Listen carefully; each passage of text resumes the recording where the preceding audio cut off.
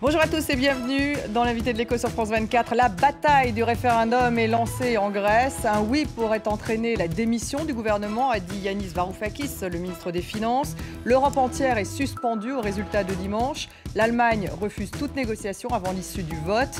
Alors qu'Alexis Tsipras a appelé à voter non, les Européens, dont Jean-Claude Juncker, le président de la Commission, prône le oui. Athènes a déjà fait, vous le savez, défaut sur une créance d'1,5 milliard d'euros auprès du FMI mardi dernier. Alors que peut-il se passer? La Grèce va-t-elle faire faillite? Si le non au référendum l'emporte, le pays sortira-t-il de la zone euro? Qui portera le chapeau d'un Grexit? Quel impact sur l'Europe? On en parle avec Jean-Dominique Giuliani, il est président de la Fondation Robert Schuman. Merci beaucoup d'être avec nous. Alors êtes-vous aussi suspendu au résultat du référendum dimanche, Jean-Dominique? Oui, bien sûr, c'est un très mauvais moment parce qu'en fait, le référendum, la vraie question, ça va être pour ou contre l'appartenance à l'euro et à l'Europe. Alors même si ce n'était pas tout à fait la question. Hein, là, la question... Êtes-vous pour les réformes proposées par les Européens, en l'occurrence sur les retraites? Oui, c'est ça. Alors donc, c'est un référendum un peu précipité sur des questions de négociation extrêmement techniques qui avaient cours jusqu'il y a quelques jours et qui ont été rompues par le gouvernement grec qui veut soumettre ce texte. Je ne sais pas d'ailleurs dans quelles conditions les gens vont pouvoir le lire ou autre. En réalité, la question, c'est êtes-vous d'accord pour... accepter la plupart des conditions de vos créanciers qui vous accompagnent depuis quand même 5 ans, ou au contraire, est-ce que on part vers le grand large et l'inconnu? C'est comme ça va se poser pour l'électeur grec. C'est un coup de poker. C'est un coup de poker. C'est vraiment une mauvaise manière parce que l'Union européenne a quand même annulé à 2 reprises des parties importantes de la dette grecque, 110 milliards, puis 42 milliards, prêté 240 milliards à la Grèce. Au moment de remettre la main à la poche, il est un peu normal que les créanciers demandent si il y a un plan pour éviter que la dette ne continue à se creuser, parce que c'est la seule chose qu'ils réclament. Elle continue à se creuser, c'est ça le problème. Elle continue à se creuser. Depuis toutes ces réformes mises en place par eux et les efforts qu'ils ont faits, elle continue à se creuser la dette. C'est tout de même le paradoxe. Les efforts ont été considérables, faits par les Grecs, incontestablement, baisse des salaires, mais il faut dire qu'ils avaient augmenté 3 fois plus vite qu'en France, par exemple, entre 1999 et 2009. 65% l'augmentation des salaires. Donc il y a eu un rappel terrible avec un coût social très fort. Et le coût politique, ça a été d'amener aux affaires, en quelque sorte, les 2 grandes familles politiques étant discréditées, une famille qui, elle, ne veut pas jouer le jeu et dit « je vais augmenter les salaires, je vais réaugmenter les fonctionnaires », alors qu'on était plutôt sur la voie d'une sortie qui, forcément, est longue et très douloureuse. Alors, si le oui l'emporte, le gouvernement pourrait démissionner. Hein, c'est ce qu'a dit le ministre des Finances. Alexis Tsipras prône le non. Donc, si effectivement le oui l'emporte, a priori, il va démissionner. Mais ce qui m'inquiète le plus, on n'en sait rien parce que ce gouvernement a perdu toute crédibilité. Il dit une chose à Bruxelles, il dit le contraire à son Parlement et à son pouvoir, malgré... Donc, on n'en sait rien, malheureusement pour les Grecs d'abord, et puis pour l'Union européenne tout entière. On a l'habitude quand même de mettre les choses sur la table. Les négociations sont parfois difficiles, mais enfin, elles sont toujours solidaires et toujours généreuses, en tout cas.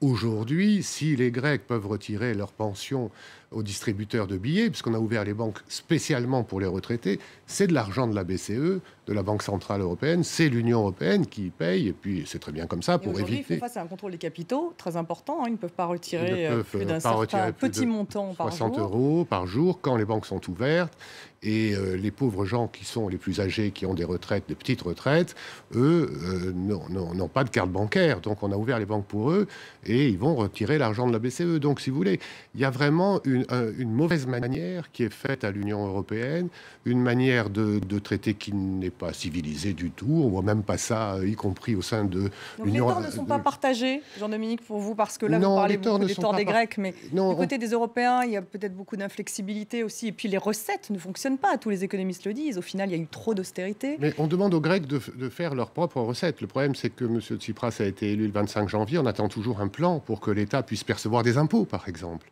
puisse percevoir des taxes sur ces activités touristiques qui sont pour la Grèce l'or touristique de la Grèce. Il n'y a rien sur la table, si ce n'est de vieilles recettes éculées. On va augmenter le nombre de fonctionnaires, on accroît les dépenses publiques, et on sait bien que c'est avec notre argent. Mais sur l'excédent budgétaire, par exemple, sur l'excédent primaire, les économistes disent que c'était irréaliste, les objectifs demandés par les Européens. Eh bien, l'Union européenne même a révisé. 1% d'excédent. D'ailleurs, elle est descendue à 1%. Au départ, on était à 4%. Oui, mais si vous voulez, irréaliste. L'idée est que la Grèce doit pouvoir se reconstruire, même si ça prend 20 ans ou 30 ans. Elle est dans l'Union européenne, donc elle aura l'aide de l'Union européenne. Elle a eu l'aide du FMI, la plus forte aide que n'a jamais eu un pays occidental ces dernières années. Et donc, il suffit qu'il y ait un plan crédible. Or, là, le nouveau gouvernement ne veut pas jouer le jeu. C'est ce que vous dites. Alors, si le non l'emporte, alors là, quel aveu d'échec pour l'Europe tout de même? Écoutez, aveu d'échec pour l'Europe, moi, ce qui me désole... C'est un drame pour vous, pour l'Europe, si effectivement le non l'emporte? Bien sûr, c'est un drame, mais ce qui m'inquiète, c'est que dès qu'on joue aujourd'hui l'opposition entre les peuples ou le conflit, on trouve toujours des extrémistes pour l'aiguiser et exciter tout le monde. Donc ça, oui, c'est très inquiétant. En Europe, on le voit bien, il y a des partis extrémistes, y compris chez nous, y compris dans des pays qui se portent mieux. Ceux-là, s'ils arrivent aux affaires, voilà ce qui se passe. Ça, c'est clair, puisqu'ils ne veulent pas jouer le compromis, même compliqué. L'Europe, elle a un immense avantage. C'est que quand on n'est pas d'accord, on a un lieu pour discuter, des procédures pour discuter, et on sait qu'au bout du compte, on doit se mettre d'accord.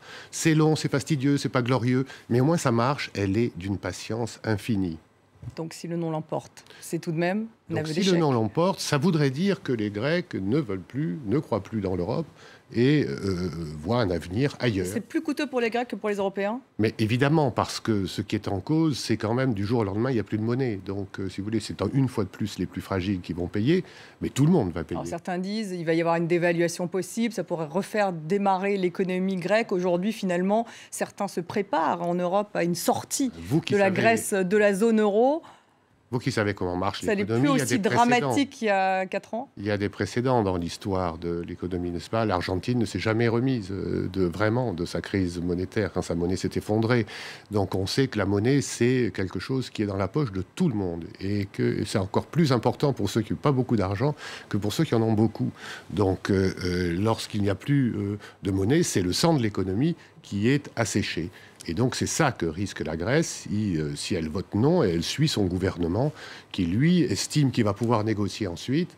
Non, il ne pourra pas négocier, certainement pas dans les termes qu'il souhaite. Et ça voudrait dire qu'ils vont sortir, a priori? Ça veut dire que le risque est très grand qu'ils sortent, ce qui est un échec pour tout le monde, mais d'abord pour eux, et un immense risque. Risque de contagion également? Risque politique pour l'Europe? Écoutez, oui, il y a des risques politiques. Il y a grande fragilité? Je pense quand même que la contagion sera limitée. Elle existe, le risque existe. Mais enfin, si vous voulez, on n'est plus dans la situation où on était il y a 5 ans. Aujourd'hui, la BCE est un peu libérée.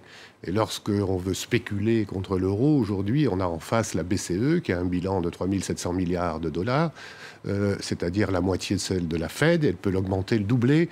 Donc, bon courage pour les spéculateurs. Monsieur Draghi ne laissera pas faire. Donc, de ce point de vue-là, on est un peu rassuré. En plus, les dettes grecques sont plutôt des dettes portées par le public que par le privé. Donc la contagion systémique est moins grave. Mais ce serait coûteux pour l'Allemagne, pour la France. Mais ce serait coûteux quand même, et politiquement, ce serait un très mauvais message. Vous avez tout à fait raison. Est-ce que les pays finalement européens se préparent à ce défaut de la Grèce aujourd'hui? Oui, on a l'impression que Wolfgang Schäuble en Allemagne s'y prépare. Non, tout le monde s'y prépare. Commence à dire aux contribuables allemands qu'ils vont payer peut-être pour cette sortie. Mais ils ont déjà payé. Que pensez-vous de ce changement d'état d'esprit? Est-ce que ce n'est pas risqué tout de même? Oui, bien sûr. On voit bien que l'Europe a à faire face à toute une série de nouveaux défis auxquels elle n'était pas préparée. Donc c'est totalement nouveau. Mais moi, je pense qu'elle est très résiliente et résistante et qu'elle a la capacité... Est-ce qu'elle doit se réformer du coup? Est-ce qu'il y a un problème d'institution européenne, Jean-Dominique, dans cette histoire de rapport avec la Grèce? Il y a un problème de leadership politique. Normalement, on n'aurait pas dû en arriver là s'il y avait eu de vrais leaders qui avaient été capables de prendre à bras-le-corps une négociation avec quelque gouvernement grec que ce soit. On a un problème de leadership, et au cœur de ce problème de leadership, c'est la France et l'Allemagne qui ne sont pas les moteurs qu'elles ont été de l'Europe. Moteur tout simple, en montrant l'exemple entre elles, par l'intégration qui avance, une meilleure gouvernance économique, un rapprochement fiscal, social. Donc tout ça est à l'arrêt depuis qu'on a fait l'euro. On le paye aujourd'hui très cher. Il faudrait approfondir ces liens pour Bien justement sûr. Et d'ailleurs, faire redémarrer ce moteur de l'Europe. D'ailleurs, si un incident devait arriver, je crois que la seule issue... C'est une sortie de la Grèce de la zone euro. Oui, je crois que la seule issue serait immédiatement d'avoir une initiative pour montrer combien nous sommes décidés à aller de l'avant dans l'intégration de nos économies et de nos finances. Et la France et l'Allemagne au premier plan. Ça pourrait être un électrochoc, finalement. Oui, non, il ne faut pas souhaiter les crises et il ne faut pas souhaiter, surtout aux Grecs, qui sont quand même un peuple européen qui a apporté beaucoup, qui apporte encore beaucoup, qui a des capacités. Il y a des jeunes start-up grecques qui méritent qu'on les aide, qui ne méritent pas l'État qu'elles ont et qui ne méritent pas que l'idéologie de leurs dirigeants, quels qu'ils soient, conduisent le pays dans cette situation. Donc ils méritent la solidarité européenne. Ils l'ont aujourd'hui à travers la Banque centrale avec des propositions généreuses. Jean-Claude Juncker a mis 35 milliards d'euros sur la table sur les 5 ans qui viennent. Vous savez, quand vous allez en Grèce aujourd'hui, vous qui connaissez la Grèce aussi, vous savez que depuis 20 ans, l'Europe lui a pratiquement tout apporté en termes d'équipement public, en termes d'approvisionnement en eau.